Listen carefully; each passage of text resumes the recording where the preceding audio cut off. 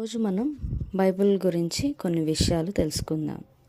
ఒక విషయాన్ని పార్ట్స్గా డివైడ్ చేసుకొని చదివితే విషయం బాగా అర్థమవుతుంది, బాగా గుర్తు కూడా ఉంటుంది కదా. సో బైబిల్ను 2 పార్ట్స్ చేశాము. ఓల్డ్ టెస్ట్మెంట్ పాత నిబంధన, న్యూ టెస్ట్మెంట్ క్రొత్త నిబంధన. ఓల్డ్ టెస్ట్మెంట్లో 39 బుక్స్ ఉంటాయి, న్యూ టెస్ట్మెంట్లో 27 బుక్స్ ఉంటాయి.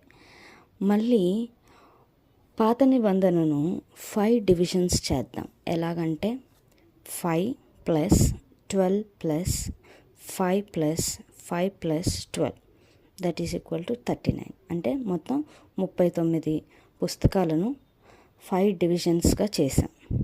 అవి ఏంటంటే పంచకాండాలు లేదా ధర్మశాస్త్రం, అవి ఒక 5 బుక్స్. చరిత్ర లేదా హిస్టరీ, అవి ఒక 12 బుక్స్ ఉంటాయి.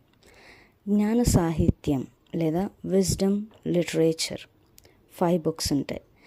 పెద్ద ప్రవక్తలు ద మేజర్ ప్రాఫిట్స్ 5 బుక్స్ ఉంటాయి.